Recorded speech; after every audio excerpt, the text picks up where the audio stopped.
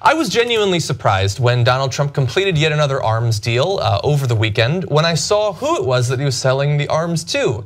It's over $20 billion, of which $12 billion is finalized, going to Qatar, a country that he's recently spoken about, and not in the "I'm about to sell you tons of jets" sort of way. He tweeted this after his trip to the Middle East. "During my recent trip to the Middle East, I stated that there can no longer be funding of radical ideology. Leaders pointing to Qatar, look, so good to see the Saudi Arabia visit with the king and 50 countries already paying off. They said they would take a hard line on funding extremism, and all reference was pointing to Qatar. Perhaps this will be the beginning of the end of the horror of terrorism and the beginning of something new, like cash money that we'll get for selling them jets." And so yeah, $12 billion for 36 F-15 QA fighter jets.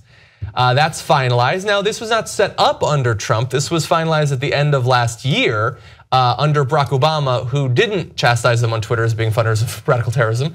But just the entire thing doesn't make a lot of sense, because Trump goes there and immediately afterward is attacking them. And there's this big basic blockade, diplomatic and otherwise, of the states in the region.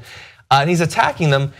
On the trip, he said that he was going to sell Qatar big, beautiful weapons. That's before the insults, which was before the weapon sales.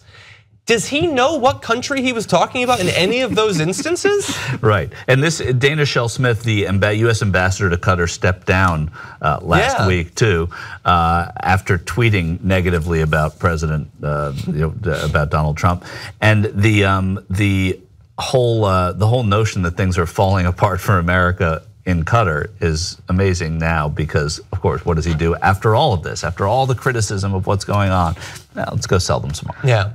I do have a theory though, and so it's easy for a lefty like me to look at this and say that he's being inconsistent, but it's possible that this is not some weird slip of the memory or whatever. This is actually a diabolical master plan, because he specifically said that they're funders of terrorism.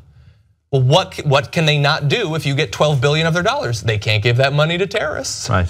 They'll have that. They'll have that money. That's $12 billion less going to those terrorist organizations. Well, but they also closed Al Jazeera America, so they have all that money to play with now too. So that didn't figure in the whole thing. So that money should have gone to you instead of radical terror. It should have been, right.